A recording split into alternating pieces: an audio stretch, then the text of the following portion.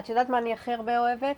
נכון, יש לנו קבוצות איכילוב, תל השומר וזה. אז נגיד אני מגיעה ללידה ב3 לפנות בוקר, ואני כותבת מפה, ואז יוצאת מחדר 4 תלמידה משנה שעברה, מחדר 6 תלמידה מלפני שנתיים, וזה חיבוק, נשיקה, תמיד אנחנו עושות סלפי, ואין גאווה יותר גדולה מזה.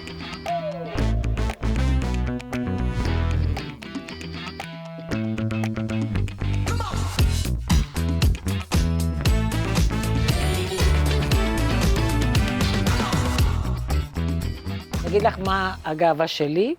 יש לנו הרי בוואטסאפ קבוצת המשך. כן. לכל כיתה שמסיימת, מצטרפת, אנחנו קוראים להם שותפות לדרך, כי בעצם הן כבר שותפות לדרך.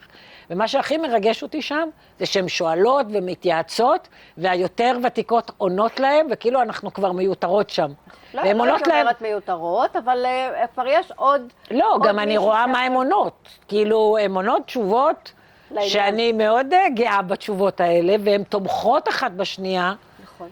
באופן שבאמת נוצרה קהילה גם של הבוגרות שלנו. שזה גם גאווה שלנו. מאוד, אני אומרת לך, זה אפילו עוד יותר מרגש אותי, שאני לפעמים מישהו שואל, אני כאילו אומר, טוב, אני אענה, ובינתיים זאת עונה, וזאת עונה, וזאת עונה, וזאת עונה, וזה מרחיב את הלב.